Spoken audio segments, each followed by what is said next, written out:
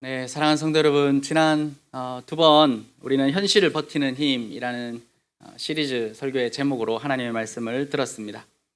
첫 번째 설교에서 미완을 버티는 힘, 그죠? 여호수아가 늙었지만 그의 앞에는 여전히 얻을 땅들이 남아 있었습니다. 이처럼 우리의 인생도 언제나 미완이고 부족한 것들이 많이 보입니다. 그러나 하나님은 그런 한계 속에서 여호수아에게 내가 그들을 쫓아내리라 약속해 주십니다. 우리의 삶은 부족하지만 그 부족한 자리는 하나님이 일하시는 자리입니다. 두 번째 설교에서 현실의 요구를 버티는 힘을 살펴보았습니다. 요단 동편 지파들은 현실의 필요에 따라서 요단 동쪽의 땅을 분배해 달라고 요청했습니다. 하지만 그들은 그곳에 정착하면서 하나님의 중심의 신앙, 그리고 신앙 공동체의 연합을 지켜내야 될 책임을 더 져야 했습니다. 이 이야기를 통해서 하나님은 우리의 필요를 무시하지 않으시지만 우리가 현실의 필요를 선택할 때 하나님을 더욱 신뢰하고 예배하는 공동체를 지켜나가야 한다라는 것을 교훈으로 얻었습니다. 오늘은 세 번째 말씀입니다. 오늘 설교의 제목은 믿음으로 돌파하기입니다. 여러분, 신앙생활은 수동적으로 하는 게 아닙니다. 그런데 이제 교회에 다니고 성경을 배우고 교리를 배우고 신앙생활이 조금 지나다 보면 하나님의 주권이나 아니면 성령의 인도 이런 내용들을 배우게 됩니다. 그러고 나면 어떤 생각이 드냐면 어차피 하나님 뜻대로 다 이루실 건데 내가 뭘 할 수 있겠는가 이런 생각을 하게 됩니다. 그리고 기도도 이렇게 변합니다. 하나님 마음 주시면 하겠습니다. 힘 주시면 해보겠습니다. 하나님이 길을 열어주시면 가보겠습니다. 하나님이 내 생각과 마음을 꺾어주시면 하겠습니다. 청년들도 이렇게 이야기합니다. 청년들이랑 대해보면 마음에 드는 자매가 생기면 하나님 저 자매의 마음을 열어주시면 제가 결혼하겠습니다. 그죠? 자기가 가서 열 생각은 안 하죠. 그죠? 이런 수동적인 신앙생활에 우리가 점점 익숙해지는 것 같습니다. 그러나 이건 절대로 성경적인 태도가 아닙니다. 오히려 성경은 하나님을 신뢰하는 믿음이 우리를 움직이고 현실의 벽을 돌파하게 된다는 것을 강조해서 자주 가르쳐 줍니다. 오늘 우리가 함께 읽고 들은 말씀의 갈렙과 여호수아의 이야기는 믿음의 또 다른 차원을 우리에게 보여줍니다. 우리가 이제까지 첫 번째, 두 번째 설교 들으면서 하나님께서 우리에게 맡겨주신 건 우리가 하고 하나님께 맡기는 믿음에 대해서 우리가 이야기를 많이 했습니다. 여기서 오늘 우리가 읽은 본문에는 이제 하나님께 맡겼다면 하나님을 신뢰하면서 한 걸음 더 내딛는 믿음에 대해서 우리에게 보여주고 있습니다. 믿음에서 여러분 버티는 건 참 중요합니다. 누가 그런 말 하죠. 결혼은 버티기다. 믿음도 마찬가지입니다. 잘 버텨야 됩니다. 버티는 신앙은 하나님을 향한 충성의 증거입니다. 그러나 거기서 하나님은 멈추지 말라고 하십니다. 믿음으로 버텼다면, 그 자리를 지켰다면 믿음으로 한 걸음 내딛는 것도 배워야 됩니다. 오늘 이 말씀을 듣고 우리 사랑하는 성도들이 믿음으로 한 걸음 내디딜 수 있는 신앙의 성숙과 하나님 기뻐하시는 신앙으로 자라갈 수 있기를 주님의 이름으로 축원합니다. 첫 번째로 약속을 붙잡았던 한 사람이 있습니다. 여호수아서 14장은 가나안 정복이 마무리되는 시점에 대한 기록입니다. 여호수아가 각 지파를 모아서 땅을 나눠주는데 기업을 분배하는 방식은 제비를 뽑아서 나눠줬습니다. 그러니까 능력 있다고 좋은 땅 주고 여호수아 말 잘 들었다고 좋은 땅 주고 말 안 들었다고 안 준 게 아니고 제비를 뽑아서 땅을 분배했습니다. 유다 지파에서는 갈렙이 대표로 나옵니다. 여러분 지난번에 이야기했던 것처럼 갈렙은 이미 85세의 노인입니다. 그리고 그는 이방인이었습니다.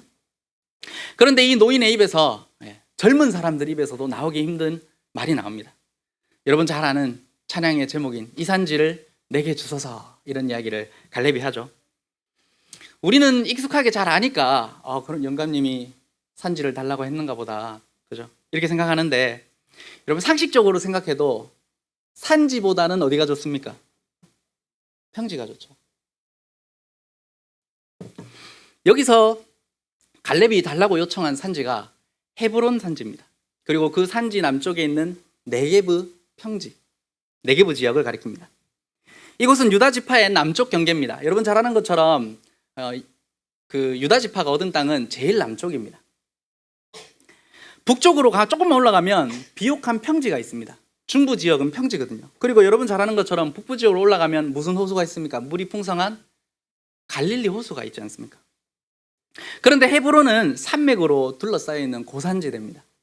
평균 고도가 900m 정도 된다고 합니다. 저희 집 언양 옆에 있는 신불산이 1100고지라고 하거든요. 네. 거기랑 거의 비슷한 900m 고지에 있는 산지입니다. 길은 굽어져 있고 농사 짓기가 쉽지 않습니다. 그리고 남쪽에 있는 네게브는 더 힘듭니다. 네. 네게브라는 이름 자체가 남방이라는 뜻입니다. 남쪽. 그리고 여러분 잘 아는 것처럼 그곳은 비가 적게 내립니다. 네게브라는 이름을 다른 말로 뭐라고 쓰냐면 광야라고 부릅니다. 광야. 메마른 열풍이 부는 곳, 초목이 적고 돌과 사막이 이어지는 곳. 그러니까 갈렙이 달라고 한 땅이 결코 풍성한 땅이 아니라는 거예요. 더군다나 그 땅에는 누가 삽니까? 아낙 자손들이 살고 있습니다. 그리고 성도 어디다 지어놨냐면 산 위에 지어놨습니다. 여호수아서 11장과 민수기 13장에 보면 아낙 자손에 대해서 키가 크고 전쟁에 능한 사람들 이렇게 말합니다. 그들이 세운 땅들은 정복하기가 정말 어려운 땅입니다. 그러니까 갈렙이 요청한 땅은 인간의 눈으로 보면, 그냥 우리의 눈으로 보면 가장 힘들고 위험한 지역에 있는 땅들. 설령 정복한다 할지라도 그곳에서 우리의 자손들이 먹고 살기가 쉽지 않은 그곳이 바로 헤브론 지역, 이 산지를 내게 주셔서 할 때 산지입니다. 가나안 땅에도 꽃이라고 불리는 지역이 있습니다. 여러분 잘 아는 갈릴리 지역은 가나안 땅의 꽃입니다. 그래서 그 주변에 있는 도시들이 많잖아요. 서쪽 해안에는 평야가 있습니다. 그거 다 채취어 두고 거치고 척박한 준사막 같은 땅을 자기에게 달라는 겁니다. 여기서 이제 한 가지 질문이 생기죠. 왜 갈렙 할아버지는 산을 달라 했을까요? 나 이제 조금 살다가 가면 되니까 내 후손들 고생 좀 해봐라 이겁니까? 군대에서 병장들 전역할 때 이 군부대는 이런 비리가 있으니까 꼭 해결해 주십시오 이렇게 가서 후임들을 힘들게 하는 그런 요청은 아니었을 겁니다. 갈렙은 노인이었고요. 이제 평온하게 살 수 있었을 시기입니다. 아까 이야기했던 것처럼 땅을 제비뽑기 했으니까 가만히 있었으면 이 남쪽에 있는 헤브론 지역을 얻었을 수도 있고 아니면 더 좋은 땅을 얻을 수도 있었지 않겠습니까? 그런데 갈렙이 그 땅을 요구한 이유는 단 하나였습니다. 그 땅이 하나님이 모세를 통해서 자신에게 약속한, 내가 너에게 기업으로 주겠다고 약속한 땅이었기 때문입니다. 그는 45년 전에 가데스 바네아에서 정탐꾼으로 그 땅을 들어갔고 그곳에서 하나님의 편에 서서 그 땅을 증언하여서 하나님의 약속을 받았습니다. 네가 밟는 그 땅을 너와 내 자손에게 주리라 하는 땅입니다. 갈렙은 그 약속을 붙잡고 있었습니다. 제가 고신대학교 처음 입학할 때 목사님들이, 그때 당시에 선배 목사님들이 고신대학교 입학하는 20살 이제 막 젊은 전도사님들에게 늘 하셨던 말이 있습니다. 그게 뭐냐면 사역을 하면서 편한 길과 힘든 길이 있으면 어디를 택해라? 힘든 길을 택해라. 사역지를 구할 때 사례를 많이 주는 교회와 적게 주는 교회가 있으면 어디를 택해라? 적게 주는 교회를 택해라. 그 교회 담임 목사님이 좋은 분이더라. 그 교회 담임 목사님 좀 괴팍하다더라. 어디로 가라? 괴팍한 데로 가라. 저희한테 그렇게 얘기했습니다. 그 목사님들 하는 말이 지나고 보니까 그렇게 선택하면 대부분 하나님이 원하시는 길이더라 이 말입니다. 제가 오늘 이 말씀을 연구하면서 이 본문이 새롭게 이해가 되더라고요. 여러분 사람은 누구나 더 좋은 환경을 바랍니다. 지금 나에게 주신 환경보다 더 좋은 거, 이것만 해결되면, 그죠? 이것만 있으면, 내가 이것만 할 수 있으면 사람은 더 좋은 상황을 바라보면서 지금의 현실을 부족하고 불편해하고 벗어나고 싶어 합니다. 그러나 믿음의 사람은 지금 내가 밟는 이 땅이 하나님이 주신 기업이라는 것을 인정하는 사람입니다. 갈렙이 말한 이 산지를 주소서는 바로 이런 고백입니다. 현실적으로는 불리하고 인간적으로 보면 손해보는 결정 아니겠습니까? 제가 갈렙이었으면 밟는 땅 준다 했으니까 밟으러 들어가서 밟을 때 헤브론을 보면서 아차 했을 겁니다. 그래서 될 수 있으면 다른 사람 먼저 밟게 하고 저는 저 뒤에 있는 좋은 땅을 밟으려고 안 하겠습니까? 그런데 갈렙은 이렇게 고백합니다. 여호와께서 나와 함께 하시면 내가 그들을 쫓아내리다. 갈렙의 믿음은 이겁니다. 하나님이 함께 하시면 거기가 약속의 땅이고 거기가 나의 기업이라는 겁니다. 여러분 갈렙의 요청은 우리의 신앙에 깊은 교훈을 줍니다. 여러분 우리가 밟는 땅은 항상 우리의 한계와 연약함을 드러내는 땅입니다. 그러나 믿음의 사람은 하나님이 함께 하시면 그곳이 가장 좋은 자리임을 믿는 사람입니다. 나는 왜 이런 환경에서, 이런 가정에서, 이런 직장에서, 이런 배우자와 이런 곳에서 나는 살고 있을까? 그죠? 그러나 여러분, 그런 문제가 아닙니다. 환경이 문제가 아니고 내가 하나님과 함께하고 있는가? 나에게 주신 이 기업을 하나님께서 나에게 주신 약속하신 기업으로 믿고 그곳을 하나님께 이 산지를 내게 주소서라고 우리가 결단하며 하나님께 도전하고 있는가? 여러분, 우리의 삶에도 헤브론 산지가 있습니다. 보기에는 힘들어 보이고 고돼 보이고 눈에 띄는 열매가 없는 자리일 수도 있습니다. 내가 왜 이 고생을 하나? 그죠? 내가 왜 이걸 선택해서 이 고생을 하나? 평지가 부럽고 갈릴리 호수가 좋아 보입니다. 저 사람은 편하게 사는 것 같은데, 어려움이 없이 평산하게 사는 것 같은데 왜 나는 믿음으로 이 한 걸음을 내딛어서 이 고생을 하고 있는가?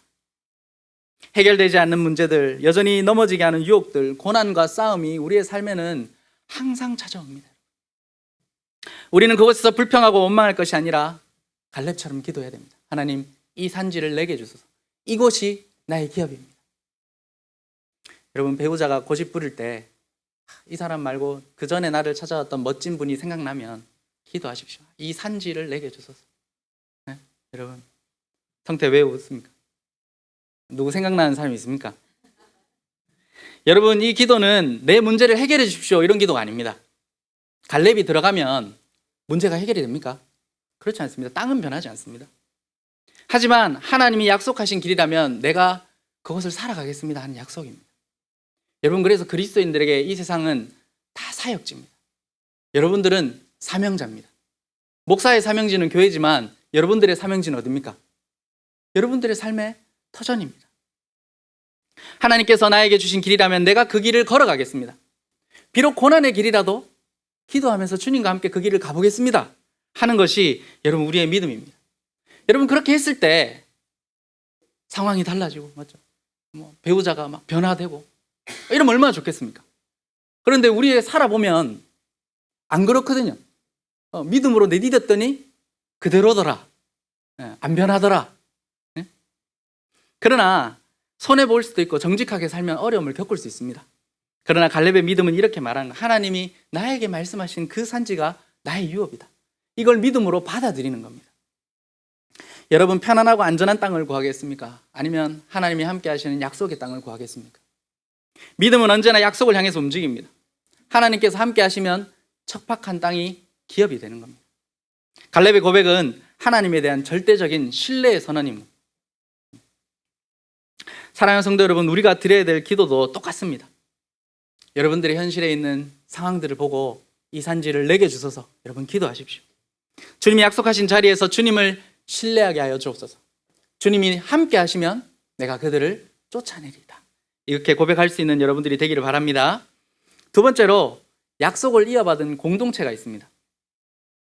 여러분, 갈렙이 약속의 땅을 달라고 했습니다. 그리고 이제 우리가 두 번째로 읽은 본문은 그 이후에 시간이 많이 흐르고 나오는 본문이 아니고 그 다음 본문들이 뭐냐면 계속 땅을 분배를 합니다. 분배를 하고 이제 그 땅으로, 너희에게 준 땅으로 가라 라고 말하면서 여호수아가 하는 이야기입니다. 갈렙이 약속으로 산지를 차지하고 난 뒤에 이제 그 땅에 들어가서 살아야 될 백성에게 여호수아가 이렇게 얘기하는 겁니다. 그들을 세겜으로 불러 모읍니다. 여러분, 세겜은 이스라엘 백성에게는 신앙의 중심지 같은 겁니다. 나의 마음의 영혼의 고향 같은 곳입니다. 아브라함이 처음 가나안에 들어와서 제단을 쌓았던 곳이 바로 세겜입니다. 그곳으로 다 백성들을 불러 모읍니다. 그리고 이렇게 말합니다. 이제 여호와를 경외하며 성실과 진정으로 그를 섬기라. 너희 조상들이 섬기던 신들을 버리고 오직 누구만 섬기라? 여호와만 섬기라. 이렇게 말합니다. 여러분, 전쟁보다 더 어려운 건 신앙을 지키는 겁니다. 우리가 이 땅에서 돈을 버는 것보다 더 힘든 건 우리의 신앙을 지키는 겁니다. 가나안 정복은 끝났지만 그들의 삶에는 여전히 싸움이 남아 있습니다. 그게 뭡니까? 풍요와 안락함 속에서 하나님을 잊지 않는 싸움입니다. 그래서 여호수아는 결단을 촉구합니다. 오늘 너희가 섬길 자를 택해라. 나와 내 집은 여호와를 섬기겠다. 하나님을 섬긴다는 것은 개인의 선택이지만 동시에 공동체를 향한 고백이기도 합니다. 한 사람이 하나님께 순종할 때 그 믿음이 가정을 세우고 교회 공동체를 일으켜 세우는 겁니다. 그러니까 여러분, 우리가 교회에서 하는 신앙의 결단은 항상 공동체적입니다. 교회는 바로 그 결단 위에 세워집니다. 교회는 완벽한 사람들이 모이는 집단이 절대로 아닙니다. 하나님을 향한 결단이 반복되는 자리입니다. 여러분, 우리가 얼마나 많은 실패와 잘못을 반복합니까? 그죠? 우리가 넘어지는 죄의 자리는 새로운 자리가 아닙니다. 우리가 넘어지는 죄의 자리는 항상 같은 자리입니다. 그때마다 우리는 교회에 모여서 예배 시간에 결단을 새롭게 해야 됩니다. 하나님, 오늘 하나님만을 섬기겠습니다. 이번 한 주도 주님의 말씀에 따라 살겠습니다. 여러분, 이러한 결단이 매주일 교회에 왔을 때 여러분들에게 있어야 됩니다. 오늘 하나님 우리에게 다시 물으십니다. 너희가 섬길 자를 택해라. 왜 물으실까요? 우리는 그렇게 말하면 하나님 잘 섬기고 있는데, 여러분, 그러나 우리가 세상 가운데 있으면 우리도 모르는 사이에 우리 안에 하나님 말고 다른 우상들이 생겨납니다. 그때 우리가 현실을 버티고 승리하는 길은 하나님과 동행하는 방법 외에는 없습니다. 서서히 우상이 커지면 죄악 가운데 빠지게 됩니다. 우리 안에 우상이 커지면 하나님과 멀어질 수밖에 없습니다.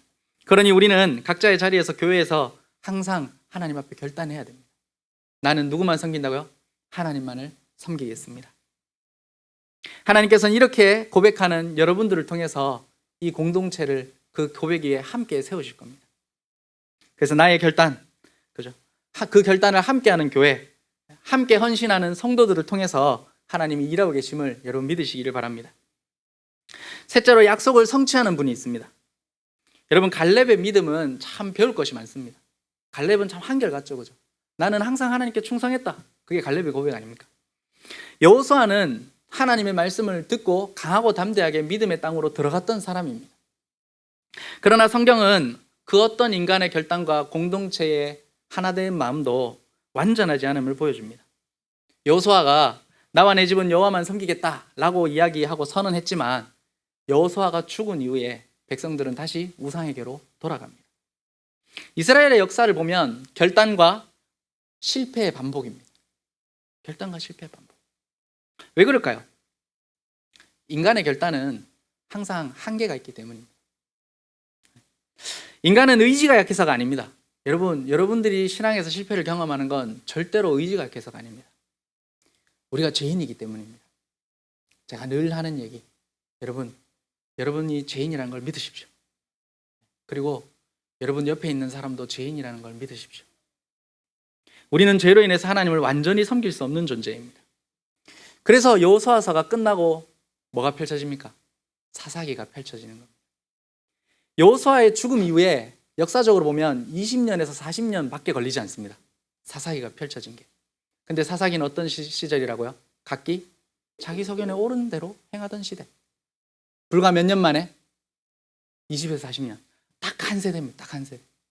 한 세대가 지나가면 믿음이 흔들립니다. 사사기 2장 10절에 그 후에 일어난 다른 세대는 여호와를 알지 못하며 여호와께서 이스라엘을 위하여 행하신 일도 알지 못하더라. 갈렙의 믿음이 강력하고 여호수아의 결단이 강력했지만 그들의 결심만으로 언약을 지킬 수 없다는 겁니다. 그러나 하나님은 그들의 실패를 그대로 버려두지 않습니다. 인간의 결단이 무너질 때마다 하나님은 자신의 신실하심으로 새로운 길을 엽니다. 그게 누굽니까? 그때마다 등장한 사사들인 겁니다. 새로운 길을 열어주고 또 실패하고 무너지면 또 다른 사사를 보내서 새로운 길을 열어주셨습니다. 그렇게 일어서고 넘어지고를 반복하다가 하나님이 마침내 모든 불순종을 정복할 한 사람을 보내주셨습니다. 그분이 바로 우리의 구주이신 예수 그리스도입니다. 예수님은 우리가 감당하지 못할 순종을 감당하셨습니다. 그리고 우리가 정복하지 못할 산을 정복해 주셨습니다. 십자가는 예수님이 이루신 완전한 순종의 자리입니다. 누가 이루어야 될 순종? 우리가 이루어야 될 순종을 예수님이 대신 이루어진 자리입니다. 그곳에서 예수님은 죄와 죽음이라는 가장 견고하고 높은 산을 무너뜨려 주셨습니다. 그리스도 안에서 이루신 이 승리가 여러분 우리의 믿음의 근거입니다. 우리는 이미 예수님이 돌파하신 그 길 위에 서 있습니다. 예수님이 길을 닦아 두셨습니다. 빌립보서 4장 13절에 바울은 이렇게 고백합니다. 내게 능력 주신 자 안에서 내가 모든 것을 할 수 있느니라. 여러분, 이건 예수님 믿으니까 네 마음대로 할 수 있다 이 말이 아닙니다. 오히려 예수님의 능력이 나의 능력이 된다는 겁니다. 우리가 믿음으로 돌파할 수 있는 이유는 예수님이 믿음으로 돌파해 주셨기 때문입니다. 현실의 산지는 높고 험하지만 우리는 그 산지 위에 이미 예수님이 이루신 승리하신 승리 위에 함께 서 있습니다. 사랑하는 성도 여러분, 그래서 복음은 우리에게 더 노력하라 라고 말하지 않습니다. 이미 우리를 대신해 그것을 순종을 이루신 예수님을 바라보라고 합니다. 예수님은 십자가 위에서 다 이루었다 했습니다. 그러니 우리의 신앙의 방향은 바꿔야 됩니다. 믿음의 돌파는 나의 결단이 아니라 그리스도의 은혜 위에 서 있어야 됩니다. 그러니 여러분, 신앙생활하면서 결단할 때마다 주님을 바라보십시오. 주님 나에게 은혜 달라고, 주님께서 이루신 그 은혜 위에 서 있게 해달라고 여러분 예수 그리스도를 간절하게 찾으시기를 바랍니다. 오늘 우리의 신앙이 흔들릴 때, 우리의 결단이 무너질 때 여러분 우리는 다시 그리스도의 복음 앞에 서야 됩니다. 나를 대신해 완전한 순종을 이루신 주님을 붙잡는 사람만 기도할 힘도 없고 눈물이 마를 만큼 지쳐도 그 복음 위에서 다시 실패한 그 지점에서 일어날 용기를 얻습니다. 교회는 그 복음 위에 세워진 공동체입니다. 믿음의 사람은 절망 속에서도 하나님은 일하신다. 주님이 나를 위해서 승리하셨다. 나는 다시 실패할지 몰라도 주님이 완전히 이루셨다 라고 믿으면서 일어나는 사람입니다. 사랑하는 성도 여러분, 오늘 우리의 산지는 예수님이 함께하는 자리입니다. 예수님이 여러분과 함께합니다. 갈렙이 말했던 것처럼 여호와께서 함께하시면 내가 그들을 쫓아내리라. 여호와께서 함께하시면 여러분 믿음으로 결단하고 돌파할 수 있습니다. 예수님이 이기셨습니다. 예수님 안에서 나도 일어서서 이겨내겠습니다. 이렇게 믿음으로 결단할 수 있는 사랑하는 성도들이 되기를 주님의 이름으로 축원합니다. 사랑하는 성도 여러분, 인생은 언제나 산지를 앞에 둔 여정입니다. 우린 잘 알죠, 그죠? 산 넘어 산. 좋습니다. 터널 지나면 터널입니다. 그러나 하나님 우리에게 이렇게 말씀하십니다. 그 산지를 너에게 주겠다. 여러분들이 지금 살고 있는 터전은 하나님이 여러분들에게 주신 기업입니다. 여러분 이것을 믿음으로 받아들이십시오. 하나님이 나에게 주신 사명의 자리라는 것을 여러분 잊지 마시고 약속의 말씀을 붙들으십시오. 그리고 믿음으로 결단하십시오. 삶의 무게가 무거워도, 현실의 요구가 거세도, 사는 게 좀 지루해도 예수님 안에서 돌파하는 믿음으로 살아가기를 바랍니다. 그리고 고백하십시오. 나는 그 삶 가운데 오직 여호와만 섬기겠다. 그거면 족합니다. 현실이 우리를 여전히 흔들지만 그것보다 크신 하나님을 붙들고 믿음으로 살아갈 수 있는 성도들이 되기를 주님의 이름으로 축원합니다.